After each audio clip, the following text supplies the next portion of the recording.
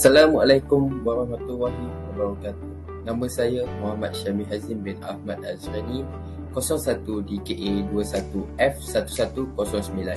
Pada hari ini, saya akan menerangkan tentang sistem perpaipan domestik. Objektif pelajaran kita hari ini adalah apa itu sistem perpaipan domestik, jenis sistem bekalan air, jenis-jenis paip dan perbezaan sistem bekalan air. Sistem domestik. Sistem domestik merupakan sistem perpaipan air domestik bermula daripada selepas titik meter air. Sistem perpaipan dalam rumah terbahagi kepada dua, iaitu sistem bekalan air terus ataupun lebih dikenali sebagai direct system, dan sistem bekalan air tidak terus dan dikenali sebagai indirect system. Sistem terus ataupun dikenali sebagai direct system. Sistem bekalan air terus biasanya disalurkan melalui paip khidmatan dari meter ke ruang dapur dan tangki simpanan air di atas bumbung. Air sistem bekalan terus kebiasaannya mempunyai tekanan yang kuat. Tekanan air dalam paip boleh dikawal melalui kunci air di meter dan injap-injap air di sepanjang perpaipan. Bekalan air di ruang dapur mestilah menggunakan bekalan air terus supaya pengguna boleh mendapatkan air bersih dengan terus. Bekalan air tidak terus dari tangki air di kuartiri boleh dicemari oleh kotoran dan haiwan kerana kedudukan di atas bumbung jarang diperiksa dan cuci oleh penghuni rumah. Sistem bekalan air tidak terus ataupun indirect system bermula dari tangki simpanan air di atas bumbung perkakas sanitari melalui paip agihan. Perkakas sanitari merupakan radas kebersihan meliputi besen cuci tangan, pancuran mandian, tub mandian, tandas duduk dan pilih air. Di sini saya telah meletakkan beberapa perbezaan di antara sistem terus dan sistem tidak terus. Sistem terus, bekalan airnya daripada meter air, manakala sistem tidak terus, bekalan air daripada tangki simpanan air. Sistem terus membekalkan air bersih ke ruang dapur dan tangki simpanan air, manakala sistem tidak terus membekalkan air ke paip agihan dan perkakas sanitari. Perbezaan yang ketara di antara sistem terus dan sistem tidak terus adalah sistem terus menggunakan tekanan air kuat, manakala sistem tidak terus menggunakan tekanan air yang bergantung kepada ketinggian dan saiz tangki simpanan air. Selain daripada itu, sistem terus merupakan sistem yang mempunyai bekalan air akan terputus apabila bekalan air utama terputus, manakala sistem tidak terus dapat membekalkan simpanan air kepada pengguna apabila terdapat gangguan pada bekalan air utama disebabkan kerana sistem tidak terus menyimpan air di tangki simpanan air. Air bersih terus dari bekalan utama tanpa dicemari, itulah kelebihan bagi sistem sistem terus. Manakala sistem tidak terus, tangki simpanan air perlu diperiksa kerana kuatir bekalan air telah dicemari oleh kotoran daripada haiwan, bangkai-bangkai haiwan. Raja di bawah menunjukkan contoh bekalan air di rumah. Beralih kepada topik seterusnya, saya akan menjelaskan tentang paip.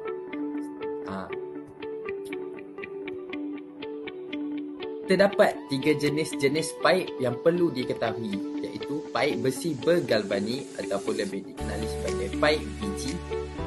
Yang kedua, paip polivinyl klorida ataupun dikenali sebagai PVC, dan yang terakhir adalah paip poli ataupun lebih dikenali sebagai paip HDP. Di sini saya akan menjelaskan tentang perbezaan jenis paip. Saya akan terangkan tentang paip besi bergalvani dahulu. Paip besi bergalvani diperbuat daripada keluli yang disadur dengan zinc. Saiz paip biji ditentukan oleh ukuran diameter bahagian dalam batang paip. Dan yang terakhir, ia ringan dan mudah dikendali tetapi tidak sesuai untuk menyalurkan air panas. Bagi paip polyvinyl klorida, paip ini diperbuat daripada plastik polyvinyl klorida iaitu PVC. Dan paip ini juga digunakan untuk paip agihan, paip cuci dan paip limpah untuk sistem tidak terus.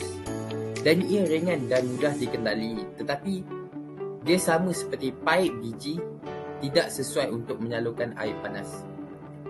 Paip poly HDPE pula, ia boleh dilentur dan tahan cuaca panas dan hujan.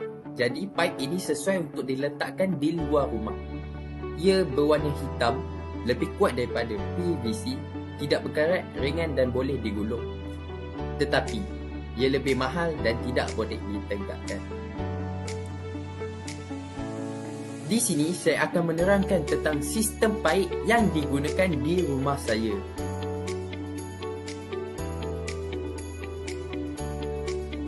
Sebelum itu, di rumah saya menggunakan sistem terus dan sistem tidak terus.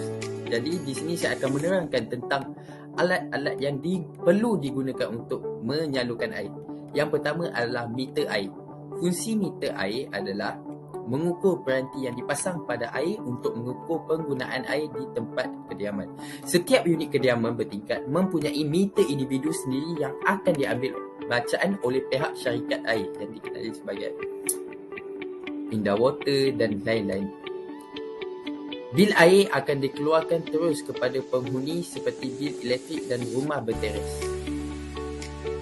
Seterusnya, bil perlu dibayar terus kepada syarikat air oleh penghuni. Seterusnya, saya akan menerangkan tentang pili betiang. Pili betiang adalah pili yang saya guna di rumah saya. Pili merupakan alat yang berfungsi untuk mengawal pengaliran air keluar di hujung batang paip. Paip pili diperbuat daripada bahan loyang, iaitu campuran logam kuprum dengan zinc. Ia digunakan untuk kita mencuci tangan, membasuh segala benda-benda yang kotor.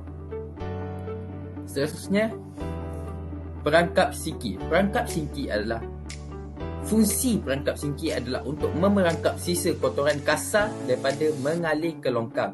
Ia juga dapat menyekat serangga, bau busuk dan gas daripada masuk melalui paip-paip buangan ke dalam rumah.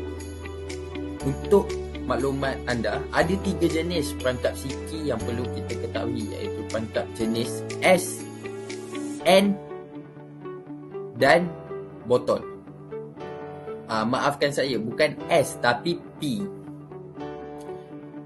Dan yang terakhir adalah taki simbah. Taki simbah digunakan untuk menyimpan air pada paras tertentu dan kemudian menyimbahnya melalui paip simbah pada tekanan tertentu untuk membersihkan mangkuk tandas. Di sini saya akan menerangkan tentang operasi taki simbah.